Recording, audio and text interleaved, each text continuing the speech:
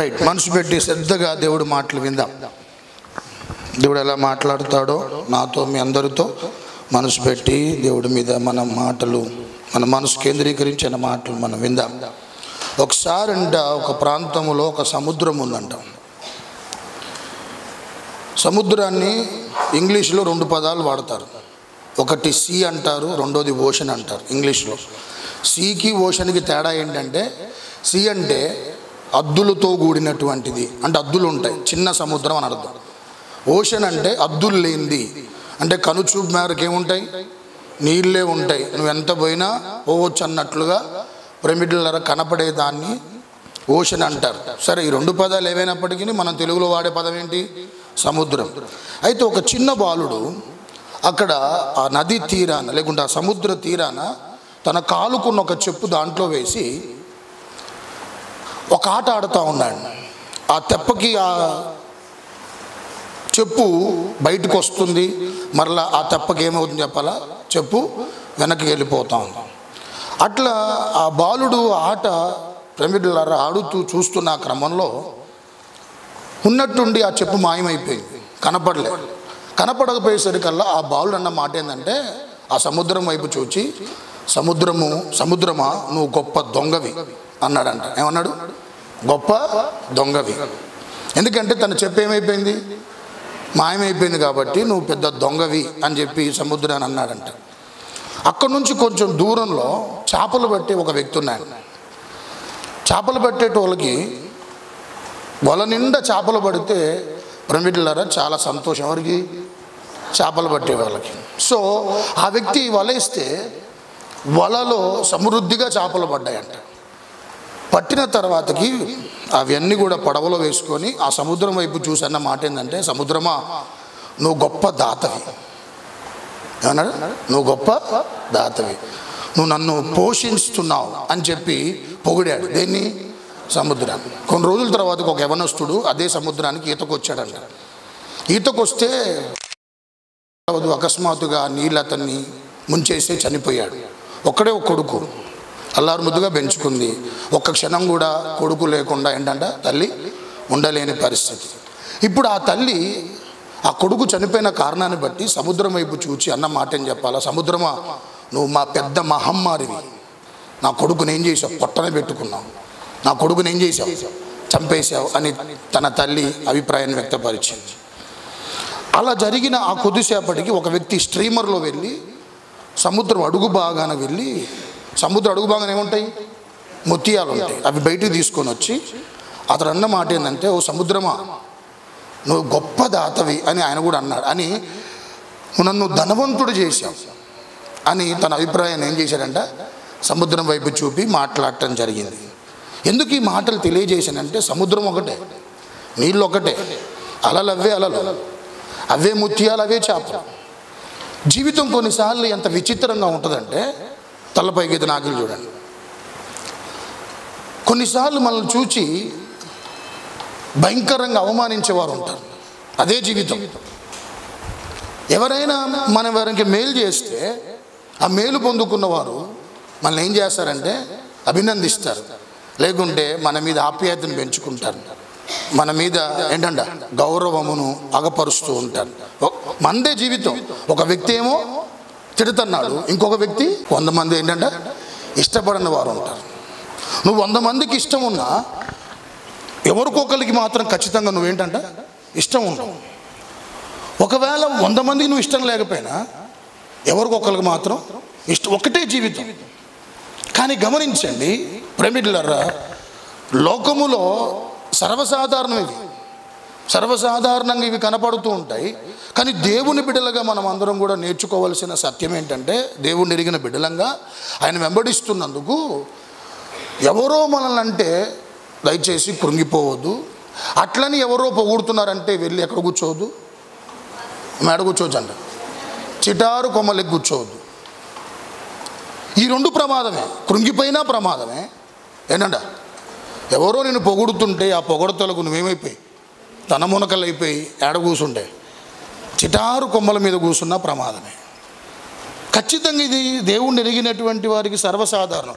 ఈరోజు పొగిడిన వాడు రేపు ఏం చేస్తాడు, మా జీవితం ఇది చాలా విచిత్రంగా ఉంటుంది. జీవితం అనుకున్నంత ప్రేమికులారా ఈజీగా ఉండదు లైఫ్. ఈరోజు పొగిడినటువంటి వారే నీ అంతటోడు లేడన్నటువంటి వాడే, లేకుంటే ప్రేమికులారా ఇంకా చెప్పాలంటే అసలు నీతో ఇక ఏ ప్రయోజనం లేదు, నువ్వు అసలుకేనగా వ్యర్థం అనుకుంటే మాత్రం నిన్ను అర్థమవుతుందా భయంకరంగా దూషించేవారు ఉంటారు. ఏదైనా మేలు నీతో ఉందంటే నిన్ను పొగిడేటువంటి వారు ఉంటారు. అది యేసుప్రభువు వారు కూడా జరిగింది. యేసుప్రభువు వారి భూమి మీద అసలు సంచరిస్తున్న సమయంలో ప్రేమికులారా దేవుణ్ణి ఆయన చేసిన కార్యాలను, అద్భుతాలు పొందుకున్నవారు, స్వస్థతలు పొందుకున్నవారు, ఆ కార్యాలు చూసిన వారు కీర్తించారు, పొగిడారు, గణపరిచారు, స్తుతించారు. ఆయనంతటో లేడని ప్రేమికులారా అనేకులు కొనియాడారు. మళ్ళీ అదే ప్రజలు చెప్పండి ఒక సమయంలో ఏం చేశారంటే అండి, ఏం చేశారంటే సిలువేశారు, నిందించారు, అవమానించారు, బాధ పెట్టారు. ఇది సర్వసాధారణంగా లోకములందరికీ వస్తాయి. దేవుణ్ణి ఎరిగినటువంటి మనం అందరం కూడా దయచేసి గమనించండి. క్రైస్తవులను వారు ప్రజల ఒపీనియన్స్ మీద నీ జీవితాన్ని ఎప్పుడూ నడిపించుకోమాకండి. వాళ్ళు ఇట్లా అంటున్నారు, వీళ్ళు ఇట్లా అంటున్నారు అని ప్రేమికులారా కొంత ఎవరినో నువ్వు చూచి వాళ్ళు ఇట్లున్నారు, వాళ్ళలాగా నేను లేనే, వారి యొక్క విధానాలు ఉన్నట్లు నా విధానాలు లేవే, వారి జీవితం ఉన్నట్లు నా జీవితం లేదే అని ఎవరిని చూసినా జీవితంలో తీవ్రమైనటువంటి డిప్రెషన్లోకి వెళ్ళిపోతాం. దృష్టిలో పెట్టుకోవాలి. మనం పిలువబడ్డది లోకములో ప్రేమికులారా మనుషుల వైపు చూడటానికి మనం పిలువబడలే. బైబిల్ ఏం సెలవిస్తుంది? బైబిల్ ఏం సెలవిస్తుంది? విశ్వాసానికి కర్త దాన్ని కొనసాగించేవాడైనా యేసు వైపే చూడాలి. ఈ యాత్రలో చూడాల్సింది మనుషుల వైపు కాదు, మనుషులు మాట్లాడుకునేటువంటి అభిప్రాయాల మీద కాదు. అదే సముద్రం ఒక బాలుడేమో దొంగ అన్నాడు, అదే సముద్రాన్ని దాత అన్నాడు, అదే సముద్రాన్ని మహమ్మారి అంది, అదే సముద్రాన్ని చెప్పండి ఏమందంటే నన్ను ధనవంతుడు చేసావన్నాడు. ఒకటే సముద్రం, ఒకటే అలలు, దాంట్లోనే ఉన్నాయి, అన్నీ ఉన్నాయి, రకరకాల ఇంప్రెషన్స్, రకరకాల ఒపీనియన్స్ ఆ సముద్రం మీద. అలానే మనుషుల మీద కూడా ఖచ్చితంగా ఏంటంట రకరకాల ఏముంటాయంట. మన మీద మంచి అభిప్రాయాలు ఉండొచ్చు, ఏంటంట చెడ్డ అభిప్రాయాలు ఉండొచ్చు, నిన్ను పొగడొచ్చు, నిన్ను తిట్టొచ్చు. కానీ వీటి మీద మాత్రం క్రైస్తవుడు ఎప్పుడు కూడా ఏం చెప్పాలంటండి, ఎప్పుడు కూడా బేస్ అవ్వద్దు. నీకంటూ ఒక గురు ఉంది, నీకంటూ ఒక గమ్యం ఉంది, ఆ గమ్యానికి బహుమానం ఉంది. దాని యొద్దకే మనం ప్రేమికులారా ఈ యాత్రను కొనసాగిస్తున్నాం. ఈ యాత్రలో నువ్వు ఓపికగా పరిగెత్తాలంటే నువ్వు మనుషుల వైపు చూస్తూ వెళ్ళలేవు. మనుషులు అంటున్నటువంటి మాటలు ప్రేమికులారా వింటే నువ్వు ఆధ్యాత్మిక అడుగు. ఏంతుల గ్రంథం 6వ అధ్యాయం. అందరూ బైబిల్ తెరిచి పరిశుద్ధాత్మ చేత ప్రేరేపించబడి రాయబడ్డటువంటి గ్రంథాన్ని అందరూ దయచేసి తెరవాలి. శ్రద్ధగా మనసు పెట్టి దేవుడి వాక్యాన్ని వింటానికి అందరం ప్రయత్నం చేద్దాం. మొదటి రాజుల గ్రంథం 6వ అధ్యాయం 13వ వచనం. నా జనులైన ఇశ్రాయేలీలు విడిచిపెట్టక నేను వారి మధ్య నివాసము చేసేదను. ఆమేన్ చెప్పండి. రైట్, శ్రద్ధగా దేవుడి మాటలు మనం అందరం విందాం. దావీదు ప్రేమికులారా రాజై 40 సంవత్సరాలు ఇశ్రాయేలు దేశాన్ని పరిపాలించాక 70వ సంవత్సరం చనిపోతాడు. ఎవరైనా 70 సంవత్సరాలకే దావీదు ఏమైపోతాడు? చనిపోతాడు. ఈ చనిపోక ముందు దావీదుకున్నటువంటి ఆలోచన ఏంటంటే, దావీదుకున్న తపన ఏంటంటే సొలొమోను ఏం చేయాలని? రాజుగా చేయాలని. బెర్షబాకు పుట్టిన కుమారుడు ఎవరైనా? సొలొమోను. ప్రేమికులారా ఇతన్ని రాజుగా చేయాలని సొలొమోన్ని ప్రేమికులారా ఆశ కలిగిన వాడు, లేకుంటే తపన కలిగినటువంటి వాడు దావీదు. అయితే సొలొమోను కంటే ముందే మరొక కొడుకున్నాడు. అతని పేరేంటంటే అదోనియా. చెప్పండి ఏం పేరంట? అదోనియా. అతడు ప్రేమికులారా నాన్న తర్వాతకి నెక్స్ట్ రాజు అయ్యేది నేనే కదా, ఇంట్లో పెద్దోడిని కదా అన్న ఒక ఆలోచనతో సెల్ఫ్ ప్రొక్లమేషన్, నేనే రాజుని, నెక్స్ట్ నేనే ఏంటంట రాజుని కాబోతున్నానని కొంతమంది అతనికి వత్తాసు పలికేటువంటి వారిని తన వెంట పెట్టుకొని ప్రేమికులారా జొహెలెత్ అనేటువంటి ప్రాంతంలో ఆర్భాటాలు చేస్తూ ఉంటాడు. ఏమవ్వాలని? రాజు అవ్వాలని, ఆ పట్టాభిషేకాన్ని నేను ఏంటంట స్వీకరించాలని, రాజుగా నేను నియమించబడాలని. అదోనియా ప్రేమికులారా తాను రాజు అవ్వటానికి చుట్టూ కొంతమంది తనకు అనుకూలంగా ఉన్నటువంటి వారిని పోగు చేసుకొని ఆర్భాటం చేస్తుంటే ఈ సంగతి నాతాను ప్రవక్త చూస్తాడు. చెప్పండి ఎవరు చూసారంట? నాతాను ప్రవక్త చూసి దావీదు కాడికి వస్తాడు.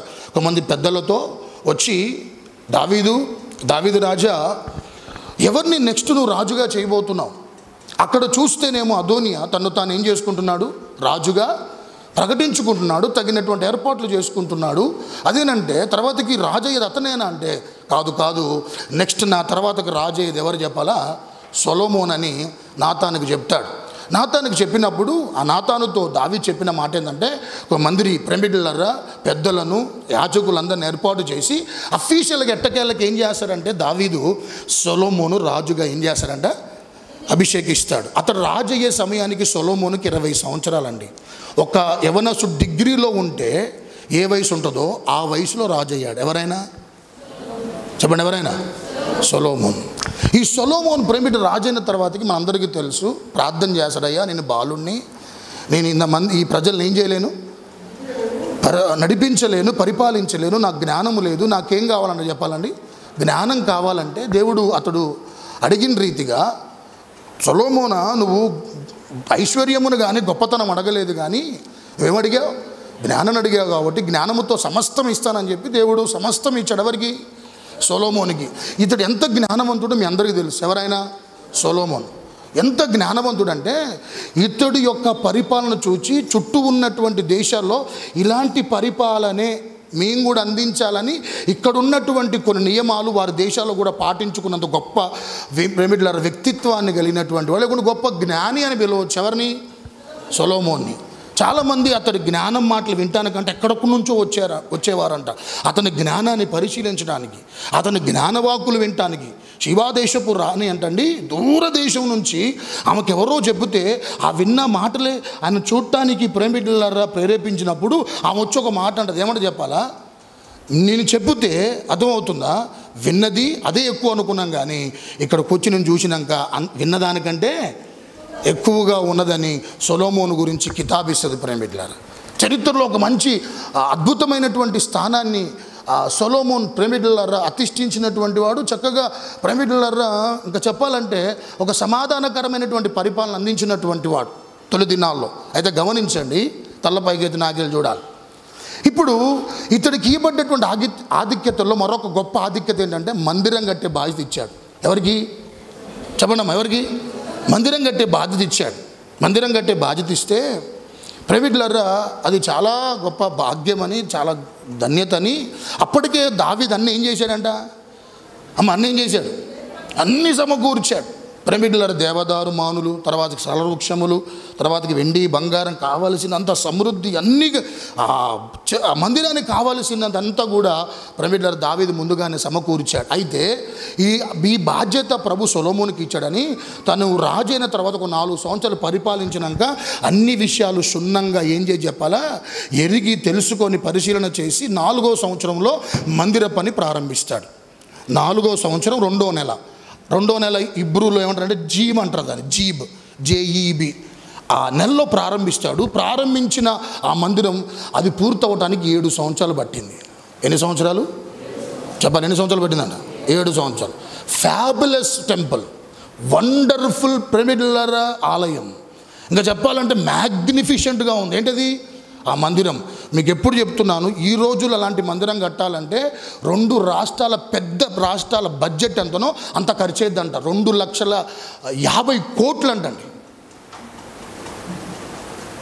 ఈ రోజుల్లో ఏ మందిరం కట్టాలంటే, సొలొమోను కట్టిన మందిరం కట్టాలంటే అందరూ వస్తూ ఉండేవారు. ఆ మందిరాన్ని ఏం చెప్పాలా, ప్రేమికులారా అంత అమోఘంగా కట్టాడని, అద్భుతంగా కట్టాడని. ప్రేమికులారా ఆ మందిరాన్ని ప్రేమికులారా కడుతున్న సమయంలో దేవుడు ఒకరోజు ప్రత్యక్షమే చెప్పిన మాటే ఇప్పుడు మనం చదువుకున్న మాట. ఇప్పటి వరకు చెప్పింది నేపథ్యం, ఇప్పటి వరకు చెప్పింది దాంట్లో ఉన్నటువంటి విషయాలు గమనించాలి. మందసం ప్రేమికులారా ప్రత్యక్ష గుడారం అంతకుముందు ఉండేది. ప్రత్యక్ష గుడారం యొక్క పరిస్థితి మనం గమనిస్తే కానాను దేశంకి వచ్చేంతవరకు ప్రత్యక్ష గుడారం ఉందండి. దేవుణ్ణి అక్కడికి వచ్చి వాళ్ళు ఏం చేసేవాళ్ళంటే ఆవరణములు ఉండి ప్రజలు ఆరాధించేవారు. అక్కడ ప్రత్యక్షత అంటే ఏంటి అమ్మా? దేవుడు తన్ను తాను బయలుపరుచుకోవటం. దేవుడు బయలుపరచబడుతూ అలా ప్రత్యక్ష గుడారం కానాను దేశానికి వచ్చినాక ఏం జరిగిందని ఆలోచన చేస్తే మందసమేమో సియోను పురాన్ని తీసుకొచ్చాడు. ఎవరైనా? దావీదు. కానీ ఆ ప్రత్యక్ష గుడారం యొక్క వస్తువులను చూసారా, వస్తువులు అంటే దానికి సంబంధించినటువంటి ఆ పరికరాలన్నీ కూడా గిబ్యోన్లో ఉంచాడు. ఎక్కడ ఉంచాడంట? గిబ్యోన్లో ఉంచాడు. మందసం ఒక దగ్గర ఉంది, దానికి సంబంధించిన ఏంటంట పరికరాలు ఒక దగ్గర ఉన్నాయి. ఇట్లా ఎందుకు ఉండాలి అని చెప్పి ఒక చక్కటి మందిరాన్ని కట్టాలని దేవుడు తలంచి అది ఆ బాధ్యత ఎవరికి ఇచ్చాడంటే సొలొమోనుకి ఇచ్చినట్లుగా మనం చూస్తూ ఉన్నాం. ఇప్పుడు ఆ కడుతున్న క్రమంలో సొలొమోను ప్రత్యక్షమై, సొలొమోనా చెప్పిన మాట ఏంటంటే, ఇగో నీ తండ్రి ఉన్నాడే, నీ తండ్రి ఏ విధంగా అయితే నన్ను సేవించాడో, ఏ విధంగా అయితే నన్ను అనుసరించాడో, ఏ విధంగా అయితే నాకు లోబడ్డాడో, నా యొక్క విధానాలు చక్కగా రాణిస్తూ తన జీవితాన్ని ముందు కొనసాగించాడో, నువ్వు కూడా అలాగనే గన కొనసాగితే నా నిబంధన నీతో ఏం చేస్తాను, స్థిరపరుస్తాను, ఇంకా నా నిబంధన నీ ద్వారా స్థాపిస్తాను అని దేవుడు ప్రేమికుల సొలొమోనుతో మాట్లాడుతూ, ఇంకంతేకాదు ఇశ్రాయేలు ప్రజలు ఎవరు తెలుసా, వారు నా ప్రజలు అంటున్నాడు. అక్కడ ఏమన్నాడు? ఇశ్రాయేలు ప్రజలు ఎవరు? నా ప్రజలు, నా ప్రజలు వారు, నా జనాంగం, అది నేను ఎన్నుకున్నటువంటిది, నేను కోరుకున్నటువంటి వారు. వారు అర్థమవుతుందా? వారి మధ్యలో నేను ఏం చేస్తానంటే వారిని విడిచిపెట్టను, వారి మధ్యలో ఏం చేస్తాను, నేను నివసిస్తాను. నేను వారిని విడిచిపెట్టను అంటున్నాడు. వారు నా ప్రజలు, నేను వారిని ఏం చేయనంటే విడిచిపెట్టను. వారు వారి జీవితంలో వారి జీవిత కాలం అంతా నన్ను వారు వెంబడిస్తున్నా వెంబడించకపోయినా వారిని ఏం చేయను, నేను చెప్పండి ఏమన్నాడు? వెంబడించినా వెంబడించకపోయినా నేను వారిని విడిచిపెట్టను, వారి మధ్యలోనేమన్నాడు దేవుడు నివాసం చేస్తాను. హల్లెలూయా. ఇంకొంచెం బిగ్గరగా హల్లెలూయా. చదవబడ్డ వచ్చిన భాగంలో మన దేవుడు ఎవరంటే విడిచిపెట్టని దేవుడు. చెప్పాలి, మన దేవుడు ఎవరు? విడిచిపెట్టని దేవుడు. ఎన్నోసార్లు ఇదే మాట అనేక సార్లు దేవుడు ప్రేమికులారా బహిర్గతం చేశాడు, ప్రత్యక్షంగా పరోక్షంగా. బైబిల్లో తరచుగా మనం జ్ఞాపకం చేసుకోవలసిన దేవుడి బిడ్డలు ఒక మాట ఏంటంటే, నేను నిన్ను విడువను ఎడబాయను అనే మాట తరచుగా బైబిల్లో మనకు కనపడుతూ ఉంటుంది. లెక్క ప్రకారంగా మన దౌర్భాగ్యతను బట్టి మనం ఎప్పుడో విడిచిపెట్టలేవరు, మన అవిధేయతను బట్టి దేవుడు ఎప్పుడు ఏం చేయాలంట చెప్పాలమ్మా, ఒక క్షణమైన నిన్ను వీడినా నేనేమవుదునో తెలియదయ్యా, ఒక క్షణమైన నిన్ను వీడినా నేనేమవుదునో తెలియదయ్యా, ప్రభు నీ ప్రేమ నీ నీడలో నే నిలబ్రతుకు చున్నానయ్యా. అందరూ పాడాలి, ప్రభు నీ ప్రేమ నీ నీడలో నే నిలబ్రతుకు చున్నానయ్యా, ఒక్క క్షణమైన నిన్ను వీడినా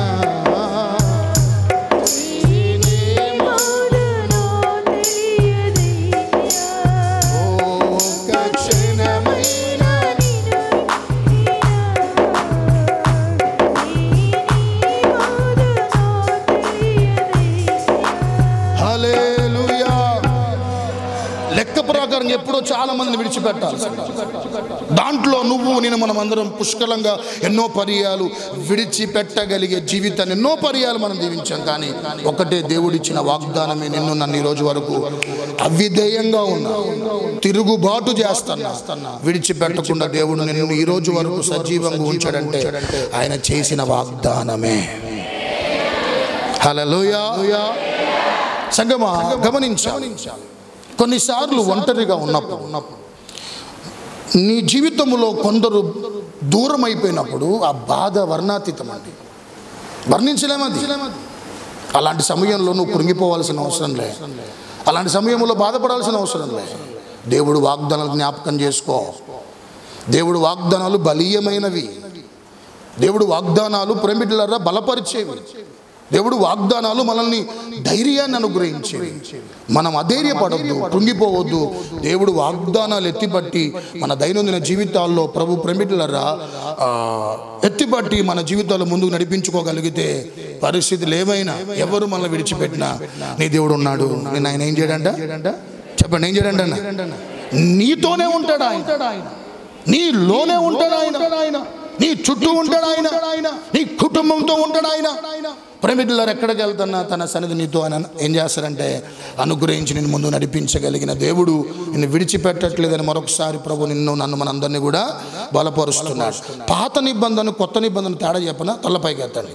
పాత నిబంధన కొత్త నిబంధన తేడా ఏంటంటే, పాత నిబంధనలోనేమో దేవుడు చెయ్యి మనుషుడు పట్టుకున్నాడు. పాత నిబంధన మనిషి దేవుడు చెయ్యి ఏం చేశాడంట అది పాత నిబంధన. అట్లా పట్టుకునే క్రమంలో లోకాశల వైపు చూచి లోక అనుభవాల్లో ప్రేమికులారా వారు కొంత ఏమైపోయింటే ప్రేరేపించబడి చెయ్యి విడిచిపెట్టి అవిధేయులై బ్రతికినటువంటి విధానాలు పాత నిబంధనలు కనపడతాయి. కానీ కొత్త నిబంధనలో ఉన్న గొప్పతనం ఏంటంటే, గట్టిగా చప్పట్లు కొట్టాలి, నీ చెయ్యే నా దేవుడు పట్టుకున్నాడు. నీ చెయ్యే ఎవరు పట్టుకున్నారంట? ఎవరు పట్టుకున్నారు? పాత నిబంధనలనేమో మనుషుడు దేవుడు చేయబట్టుకోవడం ప్రయత్నం చేశాడు. కానీ కొత్త నిబంధనలో మన చెయ్యే దేవుడు పట్టుకుంటున్నాడు. గమనించాలి, అలాంటి దేవుడు మనం కలిగి ఉన్నాం కాబట్టి త్వరగా కొద్ది నిమిషాలు దేవుడు మనల్ని విడిచిపెట్టకుండా ఎలాంటి కార్యాలు జరిగిస్తున్నాడో చెప్పి నేను ముందుకెళ్తాను. ప్రేమికులారా మనల్ని దేవుడు ఎలాంటి విధానాల్లో మనం నడిపిస్తున్నాడు, ఎలాంటి కార్యాలు జరిగిస్తున్నాడంటే, అందరూ బైబిల్ తెరిచి ప్రేమికులారా న్యాయాధిపతుల గ్రంథం 6వ అధ్యాయం 13వ వచనం ఒకసారి మనం చూద్దాం. న్యాయాధిపతుల గ్రంథం 6వ అధ్యాయం 13వ వచనం ఒకసారి మనం గమనిద్దాం. గిద్యోను, చిత్తము నా ఏలినవాడా, యెహోవా మాకు తోడై ఉండని ఎడల ఇదంతయు మాకేలా సంభవించెను. యెహోవా ఐగుప్తులో నుండి చెప్పుచు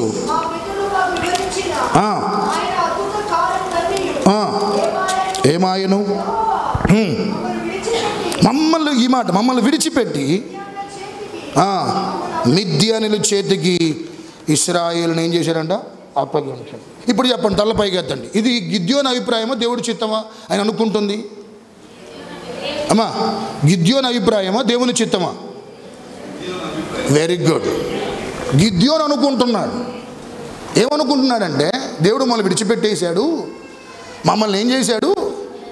మిద్యానులకు అప్పగించాడని. ఇది గిద్యోను అభిప్రాయం, దేవుడు అభిప్రాయం కాదు. తలపైకి ఎత్తాలి. ప్రేమికులారా గిద్యోను మనకందరికీ తెలుసు. అతడు మిద్యానీలకు భయపడి గానుగు చాటును ఉండి ఏం చేస్తాడంటే గోధుమలను దుల్లగొట్టుకుంటున్నాడు. ఎందుకు గానుగు చాటును కూర్చున్నాడంటే, ఆ రోజులు అట్లున్నాయి. మిద్యానీలకు ఏంటంటే భయపడే పరిస్థితి. ఆ రోజు పోషణ కొరకు గానుగు చాటును కూర్చొని భయంతో బిక్కున ఆ యొక్క ప్రేమికుల గోధుమలు గుల్లగొట్టుకుంటున్నప్పుడు దేవుని దూత వచ్చి ప్రత్యక్షమై చెప్పిన మాట ఏందని చెప్పాలా? గమనించండి. పరాక్రమం కలిగిన ఆయన బలాఢ్యుడా అని ప్రేమికులరా మాట్లాడటం మనం అక్కడ చూస్తున్నాం. ఎవరితోనండమ్మా? గిద్యోనుతో. అసలు మిద్యానీలు ఎవరు తెలుసా మీ అందరికీ? తలపై కదా. మిద్యానీలు ఎవరండి? ఇప్పుడు వాళ్ళు శత్రువులుగా మారారు, కానీ అసలు మిద్యానీలు చెప్పాలా? గమనించండి, ఒకే తండ్రి ఇద్దరు తల్లులకు పుట్టినటువంటి వారు. ఇశ్రాయేలు ఎట్లా వచ్చారు? అబ్రహాము, ఇసాకు, యాకోబు నుండి ఎవరు వచ్చారంటమ్మా? ఇశ్రాయేల్ వచ్చారు. ప్రేమికులారా శారా చనిపోయినాక మరొక స్త్రీని అబ్రహాం పెళ్లి చేసుకున్నాడు. ఆమె పేరేంటంటే కెతూరా. చెప్పండి, ఏం పేరు? కెతూరా. కెతూరాకు 6 ప్రేమికులారా సంతానం. దాంట్లో ఒకటి పేరు మిద్యాను. ఆ మిద్యాన్ అనేటువంటి ఆ పేరు నుంచే వచ్చింది ఏంటంటే మిద్యానీలు. గమనించాలి ప్రేమికులారా, ఇద్దరు అన్నదమ్ములు అంటోళ్ళు లెక్క ప్రకారం అయితే. ఎవరంట? మిద్యానీలు. ఇంకెవరు? ఇశ్రాయేలు ప్రజలు ఏంటంట? అన్నదమ్ములు అంటోళ్ళు. కానీ రాను ఏమైపోయింది చెప్పాలంటండి, వీరి జీవితంలో భయంకరమైన శత్రువులుగా మారిపోయారు. ఎవరికి? ఇశ్రాయేలుకి. మీరు కూడా గమనించండి, కొన్నిసార్లు మీ కుటుంబీకులే మీకు శత్రువులు అయితే ఎంత బాధ అది. అయ్యా, మీరు ప్రేమించిన వారే మీకు శత్రువులు అయితే ఎంత బాధ. మీరు బాగా నమ్మినటువంటి వారే మీకు ద్రోహం చేస్తారని తెలిస్తే ఎంత బాధ. అలాంటి బాధే వీరిది. ఎవరిది? ప్రేమికులారా, ఇశ్రాయేలు ప్రజలది. వీరేంటంటే ఇంకా కొంతమందిని అమోనీయులను జత చేసుకొని మిద్యానీయులు అంటే ఒక్కళ్ళు పోతే మనం ఏం చేయలేమని, జయించలేమని చెప్పి మిద్యానీయులు ఇంకెవరితోనంట, అమాలేకులతో జత చేసుకొని. గమనించండి, కొన్నిసార్లు ఒక్కళ్ళు కనుక మీతో వారు వస్తుంటే మేము జయించలేమంటే కొందరు గ్రూపుగా తయారవుతారు. ఏం చేయాలి? నిన్ను ఒక్కళ్ళుగా వెళ్తే నిన్ను ఏం చేయలేకపోతే, ఎదిరించలేకపోతే ఏం చేస్తారంటే కొంతమంది గ్రూపుగా నీకేమవుతుంది చెప్పాలా, తయారవుతారు. అలాంటి పరిస్థితే వీరు తయారై మిడతల్లాగా వచ్చారంటండి. మిడతల్లాగా వచ్చారంటే ఎవరి మీదకి? యుద్ధానికి, ఇశ్రాయేలు ప్రజల మీదకి. గమనించండి, ఇశ్రాయేలు ప్రజల మీదకి యుద్ధానికి వాళ్ళు రావడం గల కారణం ఏంటంటే, ప్రేమికులారా, వీరు కష్టపడే సొమ్మంతా కూడా చేతికి పంట వస్తుందన్న సమయంలో రావటం, మిద్యానీయులు ఏం చేయటం అంట, పంటను పాడు చేయటం, వారు సమకూర్చుకున్న పంటను తీసుకొని పోవటం, దోచుకొని పోవటం. మీరు కూడా గమనించండి, మీరు పడ్డ కష్టం చేతికి వచ్చేసరికి అది ఎవరి చేతిలో పోతే నీకు ఎంత బాధ ఉంటుంది? ఒక నెల జీతం నెలంతా కష్టపడి నువ్వు ఇంటికి జీతం డ్రా చేసుకుని ఇంటికి వస్తుంటే ఆ బ్యాగ్ ఎవరో దొంగతనం చేస్తే అది ఎంత బాధ ఉంటుంది నీకు? అది ఒక నెలగా తరచుగా జరుగుతుంది, ఎంత బాధ ఉంటుంది? తరచుగా ప్రతి నెల అలా జరుగుతుంది అనుకుంటే అది ఎంత బాధ ఉంటుంది? వీళ్ళు కూడా విసుకొచ్చింది. ఏంటి జీవితంలో ఏం లేదు, ఎంత కష్టపడుతున్నా సుఖం లేదు, నెమ్మది లేదు. మనం కష్టపడుతుందంటే ఎవరు తీసుకెళ్తున్నారు? శత్రువులైనటువంటి మిద్యానీయులు తీసుకెళ్ళిపోతున్నారు. ఎందుకు ఈ పరిస్థితి అని ప్రేమికులారా, ఇలాంటి పరిస్థితుల్లో ఉంటున్నప్పుడు దేవుడు ప్రేమికులారా గమనించండి, దేవుడు ప్రేమికులారా గిద్యోన్ని ఏం చేసి చెప్పాలంటండి, దర్శించి చెప్పిన మాట ఏం చెప్పాలా? దేవుడు దూత మాట్లాడిన మాట, పరాక్రమం కలిగిన ఏంటంటే బలాఢ్యుడా, యెహోవా నీకేంటంట తోడై ఉన్నాడు, తలపైకి ఎత్తండి. ఈ మాట గిద్యోని వినగానే ఇంగ్లీష్లో ఏమంటారంటే చెకిలింగ్ అంటారు. చెకిలింగ్ అంటే తన్ను తాను నవ్వుకోవటం. ఏ మాట అన్నప్పుడు? ఆ మాట అన్నప్పుడు ఇతడు తన్ను తాను ఏంటంట, నేనంట నవ్వుకుంటా, నేనంట పరాక్రమం కలిగిన వాడినంట, నేనంట బలాఢ్యున్నంట. నేను నిజంగా పరాక్రమం కలిగిన వాడైతే, నేను నిజంగా బలాఢ్యున్నైతే నేను దానుగు చాటు దగ్గర కూర్చొని గోధుమలు ఏం చేయాల్సిన అవసరం లేదు, ముళ్ళగొట్టుకోవాల్సిన అవసరం లేదు కదా అని ప్రేమికులారా, అతడు మనుషులు అనుకుంటున్న మాటలు కూడా దేవుడు పసిగట్టి చెప్పిన మాటని చెప్పాలి. గిద్యోను నువ్వేమనుకున్నా తెలుసు, ఒకటి నువ్వు నిజంగా అన్ఫిట్టే, నువ్వు నిజంగా బలహీనుడవే, నువ్వు నిజంగా శక్తిహీనుడివే, నువ్వు సమర్థుడవే. కానీ నువ్వెందుకు పరాక్రమం కలిగిన వాడువో చెప్పనా, నువ్వెందుకు బలాఢ్యుడు చెప్పనా? నేను నీకు తోడుగా ఉన్నాను కాబట్టి నువ్వు బలాఢ్యుడవు. నేను నీకు తోడుగా ఉన్నాను కాబట్టి నువ్వేంటంట పరాక్రమం కలిగినటువంటి వాడు. ఈరోజు కొన్ని ఆధిక్యతలు ఈరోజు కలిగి ఉన్నావంటే, కొన్ని అర్హతలు నువ్వు కలిగి ఉన్నావు అని అంటే, కొన్ని శక్తి సామర్థ్యం నువ్వు కలిగి ఉన్నావంటే ఇట్స్ నాట్ యువర్ ఎబిలిటీ, అసలు నీ సామర్థ్యం కాదు అది. Only because God is on behalf of you. నీ పక్షమున ఉండబట్టే నువ్వు ఈరోజు ఏ కార్యమైనా చేయగలుగుతున్నావు. నువ్వు దేవుడు నీ పక్షమున ఉండబట్టే. దేవుడు ప్రేమికులారా గిద్యోను పక్షమున ఉన్నాడు. ఒక ఉద్దేశంతో దేవుడు గిద్యోను ఏర్పాటు చేసుకున్నాడు, మిద్యానుల చేతులను చేయించడానికంటే విడిపించడానికి. ప్రేమికులారా, ఆ దేవుడు ఒక ఉద్దేశము కలిగి గిద్యోను ప్రేమికులారా బలపరిచి అఖండమైనటువంటి విజయాన్ని ఎవరి చేతుల్లో నుంచి ఇశ్రాయేలు ప్రజలు విడిపించాలంటండి, మిద్యానుల చేతుల్లో దేవుడు విడిపించాడు. 135,000 మంది సైన్యం అంట. గిద్యోను వెనకాల ఉంది 300 మంది మాత్రమే. చెప్పండి, 135,000 మంది సైన్యం. ఏ సైన్యం? మిద్యానీయుల సైన్యం. గిద్యోను వెనకాల ఉంది ఎంతమంది చెప్పాలా? 300 మంది సైన్యం. మీరు లెక్క ప్రకారంగా మనం ఆలోచిద్దాం, ఎవరు గెలుస్తారండి? ఎవరు గెలుస్తారు? Who will win? ఎవరు గెలుస్తారండి అమ్మా? సింపుల్గా చెప్పగలగవచ్చు, 135,000 మంది ప్రేమికులారా గెలుస్తారని మనం సింపుల్గా చెబుతాం. కానీ ఆ 300 మందితో దేవుడు అఖండమైన విజయాన్ని గిద్యోనికి ఇచ్చాడు. సంగమా, ఏం చేశాడు చెప్పాలా? గిద్యోను నువ్వేం చేయాల్సిన అవసరం లేదు. గిద్యోను ఒక చేతిలో బూర పట్టుకో, ఒక చేతిలో దీపం పట్టుకో. దేవుడు స్ట్రాటజీ చూడండి ఒకసారి. ఆ యుద్ధమునకు వెళ్ళే ఆ విధానం, చెప్పినటువంటి ఆ విధానం గమనిస్తే గిద్యోను ఆ 300 మంది చేతిలో కానీ నీ చేతిలో కానీ ఉండాల్సిందని చెప్పాలా? ఒక చేతిలో బూర, ఇంకొక చేతిలో చెప్పండి, ఇంకొక చేతిలో దీపం. ఇది ఒకవేళ ఆ యుద్ధములో నువ్వే ఉంటే నువ్వేమంటావు? ఆ 300 మందిలో నువ్వే కనుక్కుంటే గిద్యోనుతో నువ్వేమంటావు? అసలు యుద్ధానికి పనికొచ్చే సామానే. వెరీ గుడ్ అక్షయ్ గారు, మీరేమంటారు చెప్పండి అమ్మ, మీరేమంటారు? మాకు ఏంటంట, బతుకుంటే బలుసాకేం తినొచ్చని కేసీఆర్ చెప్పినట్టు వాళ్ళు ప్రతి సంవత్సరం వచ్చి మా పంట తీసుకుని పోయినా పర్లేదు, కానీ మేము ఈ యుద్ధం చేయం. ఖచ్చితంగా మనం దీంట్లో కనుక ఏంటంట వెళ్తే మాత్రం వాళ్ళు మన మీద అవలీలగా ఏం చేస్తారు, జయిస్తారు అని ప్రేమికులరా వారు ఖచ్చితంగా అదే నువ్వు దాంట్లో నేను మనందరం ఉంటే మిగతా వాళ్ళందరూ హుషారుగా నువ్వు నీ మాటలతో నేను నిరుత్సాహపడతా వాళ్ళని. నువ్వే కనుకుంటే వాడు యుద్ధాన్ని కూడా బోడిగా గిద్యోని కూడా విరమించుకుంటున్నాం. స్తోత్రాలు చెప్పండి ఒకసారి. కానీ గమనించండి, ఒక చేతిలో దేవుడు స్ట్రాటజీ మనకు అర్థం కాదండి. ఆయన కార్యాలు చాలా గొప్పవి ప్రేమికులారా, చాలా అద్భుతంగా ఉంటాయి. అవి నువ్వు గ్రహించడానికి నీకు చాలా చాలా చాలా విశ్వాసం ఉండాలి.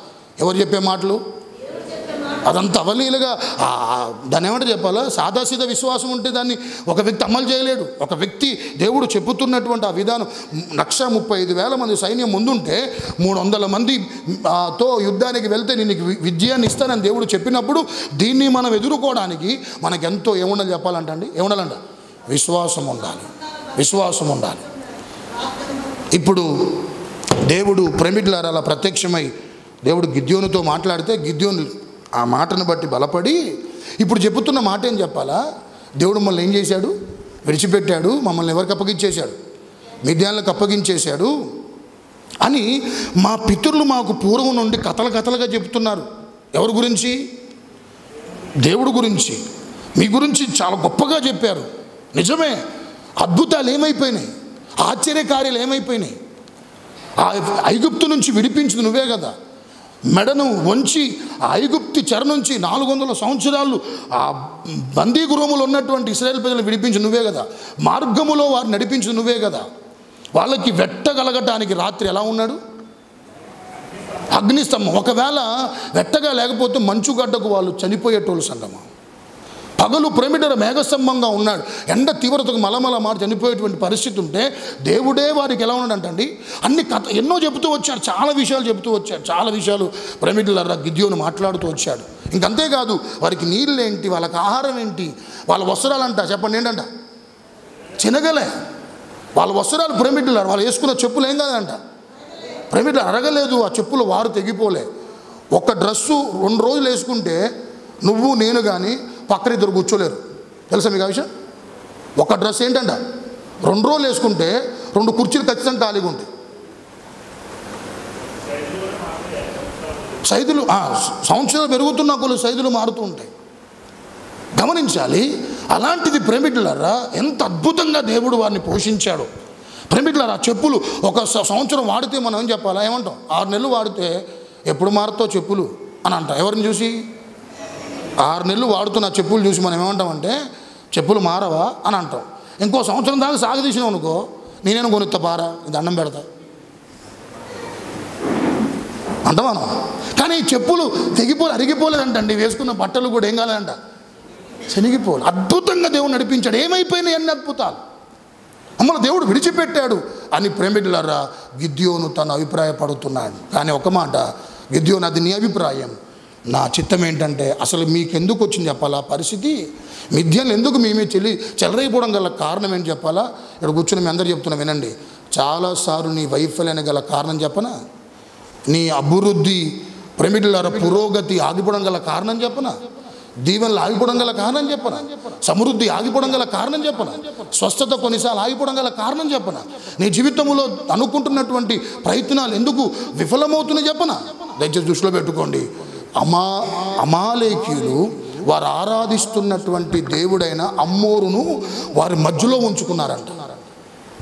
ఎవరి మధ్యలో? ఇశ్రాయేలు. చదవండి 6-7 అధ్యాయాలు చదివితే మీకు బాగా అర్థమైంది. ఎవరి దేవతలంట? అమ్మోరు ప్రేమికులారా దేవతను. ప్రతి దేశానికి ఒక దేవత ఉంటాడండి ఆ రోజుల్లో. ఇప్పుడంటే మన భారతదేశంలో లెక్కలేని దేవుళ్ళు వచ్చేసారు, కానీ ఆ రోజుల్లో ఒక్కొక్క దేశానికి ఒక దేవత ఉండేది. ఫిలిస్తీన్లకు ఒక దేవత, ప్రేమికులారా మిద్యానులకు ఒక దేవత, ఐగుప్తులకు కొన్ని దేవతలు. అట్లా వీరేం చేశారంటే సృష్టికర్తను పక్కకు పెట్టి, గమనించండి, అమోనీయులు ఆరాధించేటువంటి దేవతను ఏం చేశారంటే వాళ్ళు వారి మధ్యలో పెట్టుకున్న కారణాన్ని బట్టి ఈ ఓటమి మీ జీవితంలో అని దేవుడు ప్రేమికులారా చెప్పి అతన్ని బలపరిచి, ప్రేమికులారా ఏమైపోయినాయి కొన్నిసార్లు నీకు కూడా వస్తూ ఉంటాయి, ఏమైపోయినాయి నా జీవితంలో దేవుడు కార్యాలంటే ఈ కోణంలో నిన్ను నువ్వు ఏం చేయాలి చెప్పాలా? వాక్యం ద్వారా పరిశీలన చేసుకో. ఏ కోణంలో? దేవుడు నిన్ను ప్రేమికులారా విడిచిపెట్టలే, అది మనం అనుకుంటున్నాం అంతే. ప్రేమికులారా దేవుడు చేతులు కట్టుకొని ఏం లేడు నీ జీవితంలో అద్భుతాలు చేయకుండా ఉంటాను, నీ జీవితంలో మేలు చేయకుండా ఉండటానికి దేవుడు మౌనంగా లేడు. కానీ గమనించండి, కొన్నిసార్లు మన జీవితంలో ప్రేమికులారా మన స్థితి ఏంటో మనం గ్రహించి, మన తప్పిదం ఏంటో మనం గ్రహించి, మన పొరపాట్లు ఏదో మనం గ్రహించి తిరిగి పశ్చాత్తాపంతో ప్రభు యొద్దకు రాగలిగితే దేవుడు ఎంతైనా కనికరం కలిగిన వాడు. ఆయన మరలా పోగొట్టుకున్నంత ఏం చెప్పాలా? తిరిగి ఇవ్వగలుగుతాడు ఆయన. ఇప్పుడు వారి స్థితి అలా ఒప్పుకొని గిద్యోను ప్రేమికుల ప్రభు తట్టు తిరిగినప్పుడు అఖండమైన విజయాన్ని ఎవరి మీద ఇచ్చాడంటండి? మిద్యానుల మీద ఇచ్చాడంట. స్తోత్రాలు చెప్పండి ఒకసారి. వినండి, ఒక చేతిలో ఏముందంట? ఒక చేతిలో ఏంటి? బూర, ఒక చేతిలో దీపం. బూర స్తుతి ఆరాధనకు సాదృశ్యం, దీపం దేవుడు కొరకు వెలిగించబట్టానికి సాదృశ్యం. Glowing for Jesus, shining for Jesus. దీపం అంటే ఏంటంటే దేవుడు కొరకు మరింత ప్రజ్వరిల్లటం, దేవుడు కొరకు మరింత ఏంటంట వెలిగించబట్టం. అంటే గమనించండి, ఈ రెండు అనుభవాలు ఏ క్రైస్తవుడు కలిగి ఉన్నా, దేవుణ్ణి స్తుతించే అనుభవాలతో ఒక విశ్వాసి ఎప్పుడు మానక ఈ అనుభవాలతో నడిపించబడుతుంటే, ఆ వాక్య వెలుగులో ఎప్పుడు వారి జీవితం నడిపించుకోగలిగితే ఎదుట ఎంత పెద్ద శత్రువు ఉన్నా నా దేవునికి విజయాన్ని ఇవ్వగలుగుతాడు ఆయన. ఆమేన్ చెప్పండి ఒకసారి. నీకు నా దేవుడు ఈ రెండు అనుభవాలు, నువ్వు అలా దేవుని స్తుతించినంత కాలం, అలా దేవుని మనసారా ప్రభు దగ్గరకు వచ్చినప్పుడు దయచేసి గమనించండి, హృదయపూర్వకంగా ప్రభుని ఆరాధించండి సంఘం, మనస్ఫూర్తిగా ప్రభుని ఆరాధించండి, మనసు పూర్తిగా కృతజ్ఞతలు చెప్పండి. ఎవరికంటమ్మా? మనసు పూర్తిగా దేవుణ్ణి ప్రేమికులారా హృదయాంతరపు లోతుల నుంచి తనివి తీరా ప్రభుని ప్రేమికులారా నువ్వు స్తుతిస్తూ ముందుకెళ్ళగలిగితే, దేవుడు కొరకు వెలిగించబడుతూ నీ జీవితాన్ని చక్కగా నీ యొక్క విధానాలు దేవుళ్ళలో కొనసాగించుకోగలిగితే, నీ ఎదుట ఎంత పెద్ద శత్రువు ఉన్న నా దేవుడు నీకు ఏమిస్తాడంట? అమ్మా చెప్పండి, ఏమిస్తాడంట? అది జరగలేదా? స్తుతి ఆరాధన చేస్తున్నప్పుడు ప్రేమికులారా ఎరుకో కోడగోళ్ళు ఏమైపోయినాయి? చెప్పండి, ఏమైపోయినంట? కూలిపోయినాయి. నువ్వు స్తుతిస్తున్నప్పుడు ఒక మాట ఎప్పుడు చెప్తుంటున్నాను, నువ్వు పని చేస్తావు, నువ్వు ప్రార్థన చేసిన యేసయ్య పని చేస్తాడు, నువ్వు స్తుతిస్తే యేసయ్య పని చేస్తాడు, నువ్వు ఆరాధిస్తే దేవుడు పని చేస్తూ ఉంటాడు. వాళ్ళు అలా స్తుతించారు, దేవుడు లోపల చేయాల్సిన పని చేశాడు. ఎవరు లోపల? ఎరుకో లోపల ఉన్నటువంటి ప్రజలు మా యొద్దకు రాలేరు ఎవరు అని గర్వంతో విర్రవీగినటువంటి ఎరుకో ప్రజలు, ఆ యొక్క కోటగోడలు ఎత్తుగా ఉన్నాయి, ఎవరు రాలేరు అని చెప్పి విర్రవీగుతున్న సమయంలో వీరు చుట్టూ తిరుగుతుంటే లోపల జరిగించాల్సిన దేవుడు తన కార్యాన్ని ఏంటంటే జరిగించాడు. ఏం పంపించాడు? కందిరీగలు పంపించాడు. సంగమ దృష్టిలో పెట్టుకోండి. ఎప్పుడైనా మన జీవితంలో ప్రేమికులారా ఆయన ఈ లోకానికి చెప్పండి ఏమన్నాడంట? వెలుగై ఉన్నాడు. అంటే దేవుణ్ణి ఎరిగిన వారందరూ ఎక్కడున్నారు? అందరు ఎక్కడున్నారంట? వెలుగులో ఉన్నారు. ఎప్పుడు జీవిత కాలం అంతా దేవుణ్ణి మనసారా స్తుతించు, ఆ వెలుగులో నీ జీవితం నడిపించుకుంటా ఉండు. ఖచ్చితంగా దేవుడు నీకేంటంట విజయాన్ని ఇస్తాడు. నిన్ను విడిచిపెట్టకుండా నువ్వు దాటి రాలేనటువంటి వాటి మీద నా ప్రభు నీకేంటంటే అఖండ విజయాన్ని ఇస్తాడు. స్తోత్రాలు చెప్పండి ఒకసారి, ఇంకొంచెం బిగ్గరగా.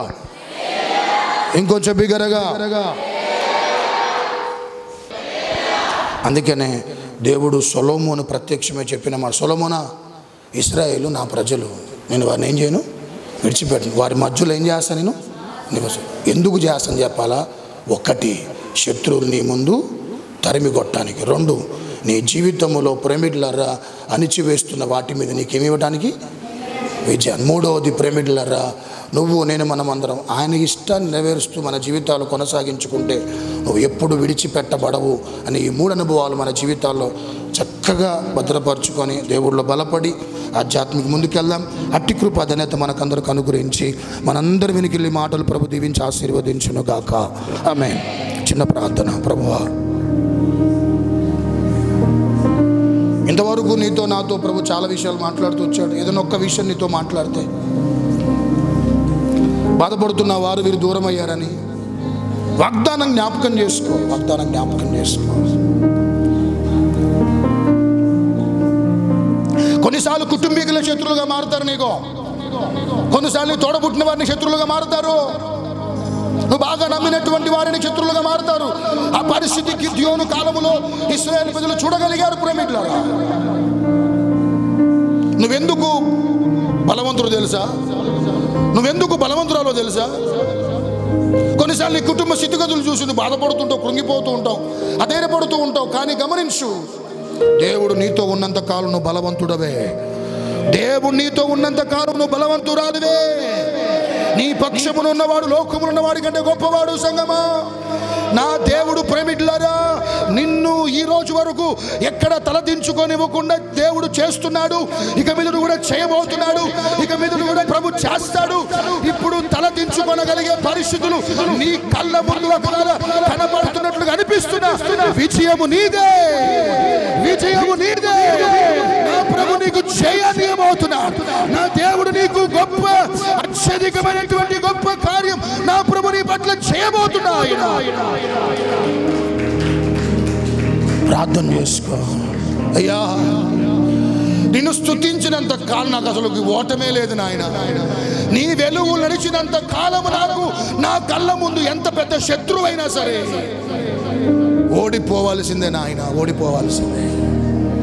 నిన్ను ఆశ్రయించినంత కాలం, నిన్ను ఆశ్రయించినంత కాలం నేను రక్షించబడతనే ఉంటా, నీ చేత కాపాడబడతనే ఉంటా, నేను తప్పించబడతనే ఉంటా. అణిచివేస్తున్న వారి చేతుల నుంచి నిన్ను విడిపించబడగలుగుతా. ప్రభువా, నిన్ను బాధ పెట్టి 100 మందిని సంతోష పెడితే ప్రయోజనం ఏం లేదయ్యా. నిన్ను దుఃఖపెట్టి 100 మంది ప్రయోజనం కొరకు వారి మాటింటే ప్రయోజనం ఉండదు నా. నిన్ను సంతోషపెట్టి 100 మంది బాధపడ్డా పర్వాలేదు, నాకు చాలా మంది దూరం అయిపోయినా పర్వాలేదు. నువ్వు చెప్తున్నావు ఒంటరి వాడవు కావు నువ్వు. ఎందుకు నువ్వు ఒంటరి వాడి కావంటే నీతో ఉన్నవాడు బలవంతుడు. అంతుడు చేతులెత్తారా, ప్రార్థన చేస్తా. నీతో మీ కొరకు ప్రార్థన చేస్తా. అయ్యా, నన్ను విడిచిపెట్టమాకు, నా కుటుంబాన్ని విడిచిపెట్టమాకు, నా బిడ్డలు విడిచిపెట్టమాకు, నా బిడ్డలు చేతి పట్టుకో, నా కుటుంబాన్ని చేయబట్టుకో. అయ్యా తండ్రి, ఏలి ఏలి లాభా సమర్థ, నా చెయ్యి ఎందుకు విడిచిపెట్టావని ప్రభు అడిగితే దేవుడిచ్చిన మా సమాధానం చెప్పాలా? ఆయన చెయ్యి విడిచిపెట్టింది నీ చెయ్యి పట్టుకోవటానికే, నీ చెయ్యి పట్టుకోవటానికే. సంగమా, ఈరోజు ఆయన చేతిలో ఉన్నావు నువ్వు, నిన్ను విడిచిపెట్టట్లే. చేతులెత్తిన బిడ్డలందరినీ నా ప్రభు బలపరచునుగాక. నా దేవుడు మాటల చేత గొప్ప ధైర్యము కలిగి మరింత ఆధ్యాత్మికమైన జీవితాలు కొనసాగించుకోనగలిగే నడిపింపు మాకు ఈ రోజు నుంచి బలముగా కలుగునుగాక నాయన. ఆమేన్. చాలయ్యా, లోకంలో ఉన్నావు నాయన.